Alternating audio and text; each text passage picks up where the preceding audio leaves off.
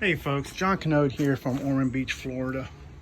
I thought I'd do a little video on generator care and usage. I've become kind of an expert at it because I've lived in Florida all my life, and one of the things you can expect is hurricanes.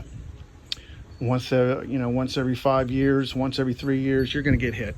Sometimes multiple hurricanes in 1 year. This generator was purchased back when we had 3 hurricanes in 1 year.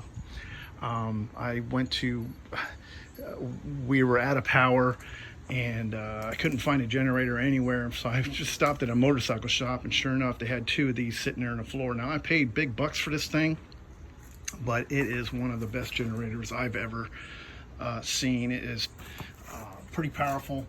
I would say this would be the minimum for a house. It will not run your air conditioning in the home, but it will run the water heater and all of the household essentials, including your stove and whatnot.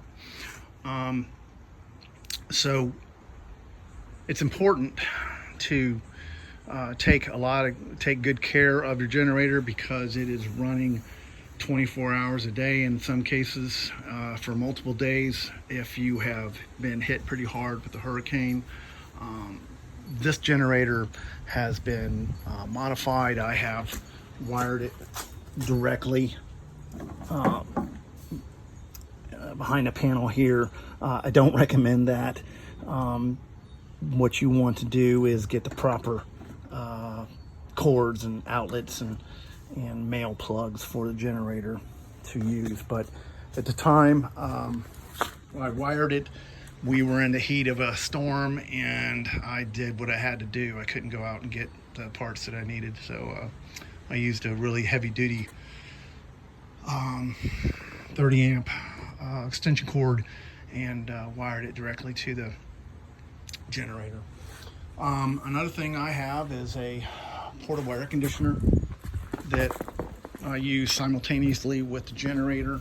In this case, she's getting ready to be taken down. We just got our power back from Hurricane Ian, but that's my portable air conditioner that I use to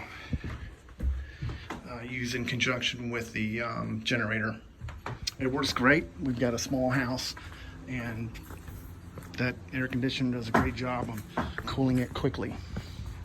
All right, so when you're using the generator, there's important things that you need to have stored with it.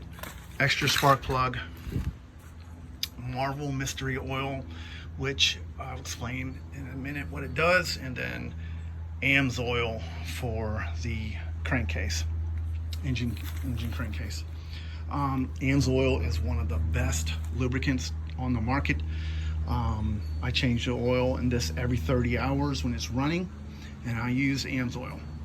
The Marvel mystery oil is for the fuel, and you use 2 to 3 ounces per 5 gallons. And what that does is keep the valves cool and the top end of the engine running nice and smooth and cool. Keeps the rings, saves the valves. You know, it prolongs the life of the engine. And when you've got a generator running 24 hours a day, you'll wear it out quickly. When you go to hook up your generator, get a professional. And if you don't have one, you're in the heat of the moment of hooking this thing up, make sure you turn off your main breaker. Turn it off. That means down. Right now it's on. You want it down. Then you can plug it in. I have mine rigged to where I can plug it into this great big socket. It's 240, and what it does is it powers my welder, and that is enough dense wire to power the house. You know, it's a 50 amp. You know, you just got to be careful. I can't, I don't run the compressor, and I don't run a bunch of stuff at the same time. I just make sure that I don't have everything on in the home when I'm using the generator. So after you're done using your generator, the last thing you need to do is drain the fuel. This here is your fuel cock. This valve that turns the fuel on and off.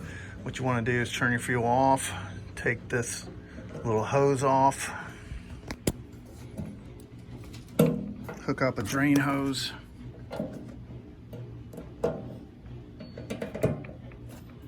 put it in the gas can, turn your valve on. This one's already been drained. She's ready to be stored and put away.